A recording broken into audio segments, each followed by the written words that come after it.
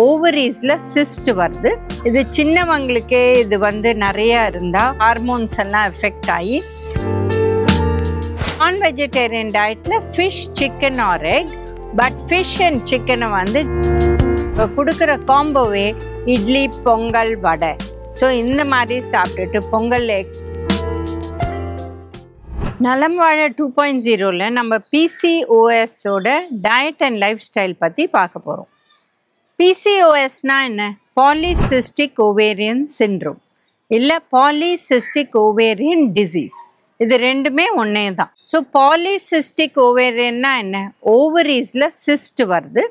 இது நிறையா அடிக்கடி வரதுனால அது லேடிஸ்க்கு ப்ராப்ளம் இருக்குது. இது சின்னவங்களுக்கே இது வந்து நிறையா இருந்தால் இவங்களுக்கு வந்து ஒரு விஷயம் வந்து ஹார்மோன்ஸ் எல்லாம் எஃபெக்ட் ஆகி இவங்களுக்கு வெயிட் போடக்கூடிய வாய்ப்பு இருக்குது. மாதவிடாய் ஒரு சரியாக வராது, இல்லை சில பேருக்கு எக்கச்சக்கமாக வந்து அவங்களுக்கு ப்ளீடிங் ஆகக்கூடிய வாய்ப்பு இருக்குது. ஸோ இந்த PCOS இருக்கிறவங்க என்ன பண்ணணும்? இப்போ பேசிக்காக பார்த்திங்கன்னா மெடிக்கேஷன் வைஸ் என்ன டயபெட்டிஸ்க்கு மெடிக்கேஷனோ அதை கொடுக்க ஆரம்பிப்பாங்க ரொம்ப அந்த முத்தி போனவங்களுக்கு. ஸோ இதுக்கு நம்ம என்ன பண்ணணும் அப்படின்னா டயட்டில் நிறைய மாற்றம் கொண்டு வரணும். ஃபஸ்ட்டு வெயிட் மெயின்டெனன்ஸ் இல்லை வெயிட் ரிடக்ஷன் வரணும். யாரெல்லாம் அவங்க தேவையான ஐடியல் பாடி வெயிட்டை விட ரொம்ப ஹெவியாக இருக்காங்களோ அவங்க வெயிட்டை குறைக்கணும். ஸோ வெயிட்டை குறைக்க நம்ம கேலரி கண்ட்ரோல் கொடுக்கணும்.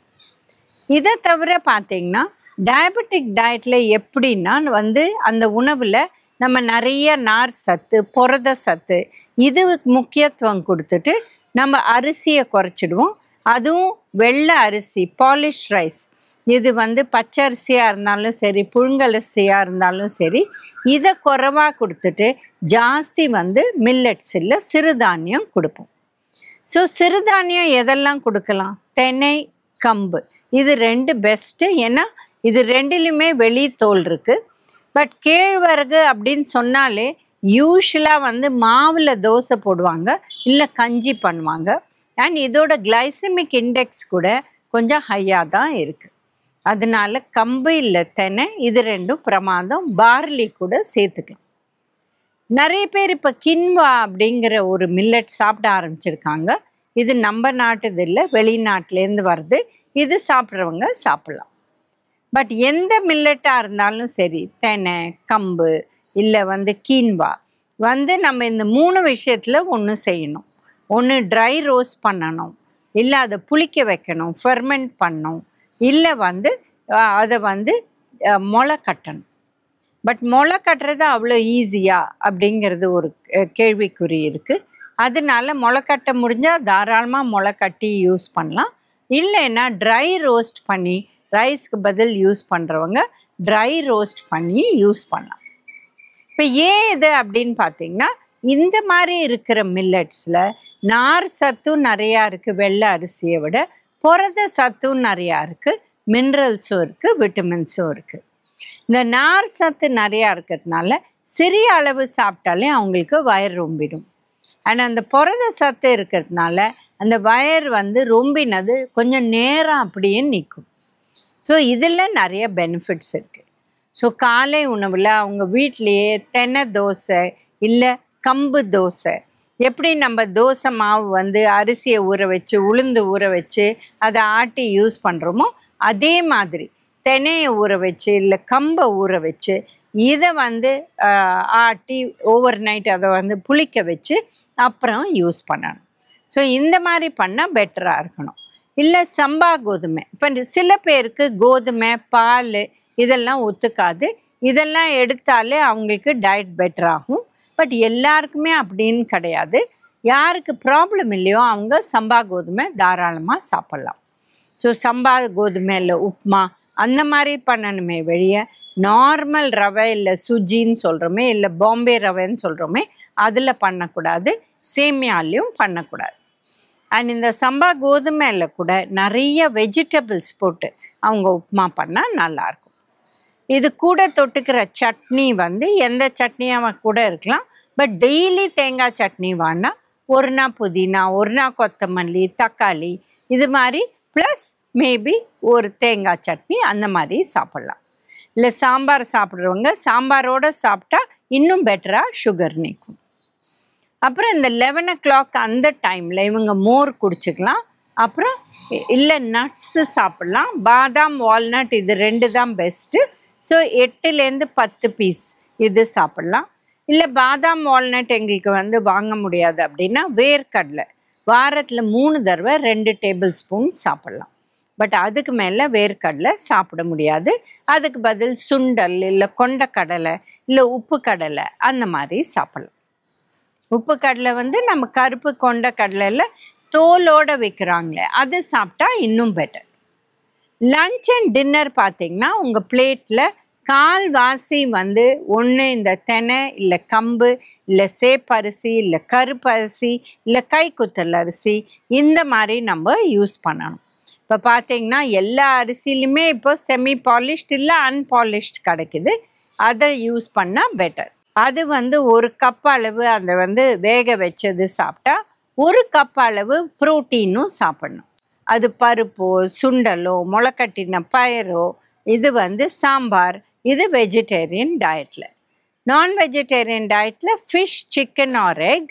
பட் ஃபிஷ் அண்ட் சிக்கனை கிரேவி ஃபார்மில் பண்ணணும். எண்ணெய் கம்மியாக போட்டு பண்ணணும். ஏன்னா எண்ணெய் ஜாஸ்தி அவங்களுக்கு போட்டுட்டிங்கன்னா வெயிட் குறையிறது கஷ்டம். ஸோ இந்த 1 கப் ரைஸ் 1 கப் நம்ம ப்ரோட்டீன் எடுக்கிறச்சே 2 கப் காய் எடுக்கணும். என்ன காய் எடுக்கணும்? பச்சை நிறம் உள்ள காய். இப்போ பார்த்திங்கன்னா கீரை 16 விதம் இருக்குது. பீன்ஸ் 5 விதம் இருக்குது. பீன்ஸ் அவரைக்காய் காராமணி கொத்தவரங்காய் அந்த மாதிரி 5 விதம் இருக்குது. அப்புறம் தண்ணி காய்கறிகள் பூசணிக்காய் சொரைக்காய் பொடலங்காய் பீர்க்கங்காய் இந்த மாதிரி பல விஷயம் இருக்குது. இதை தவிர இங்கிலீஷ் வெஜிடபிள்ஸில் அவங்க 3 காய் எடுக்க வேண்டாம். இல்லை எப்பாவது எடுத்தால் போகிறோம். கேபேஜ் காலிஃப்ளவர் ப்ராக்கலி இது ஆக்சுவலி தைராய்டு ப்ராப்ளம் இருக்கிறவங்க நம்ம சாப்பிட வேண்டான்னு சொல்கிறோம். சில பேருக்கு காம்பினேஷன் ப்ராப்ளம் இருக்கலாம். பட் தைராய்டு இல்லைன்னா இதுவும் சாப்பிட்லாம். எல்லா இங்கிலீஷ் வெஜிடபிள்ஸ் சாப்பிட்லாம்.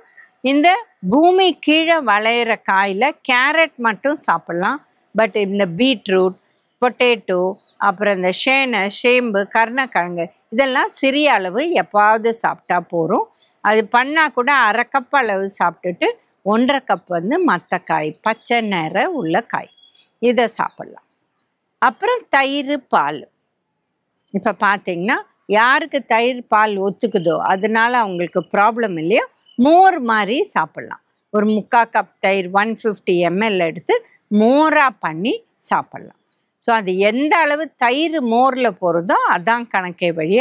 நீங்கள் மோர் 2 டம்ளர் கூட குடிக்கலாம். ஆனால் அதில் இருக்கிற தயிர் 150 ml மேலே வேண்டாம். ஸோ 1 கப்பு நாங்கள் சொல்கிறது 200 ml. So 3/4 கப்புங்கிறது 150 ml. ஸோ மதிய உணவு நைட் உணவு இதே மாதிரி இருக்கணும்.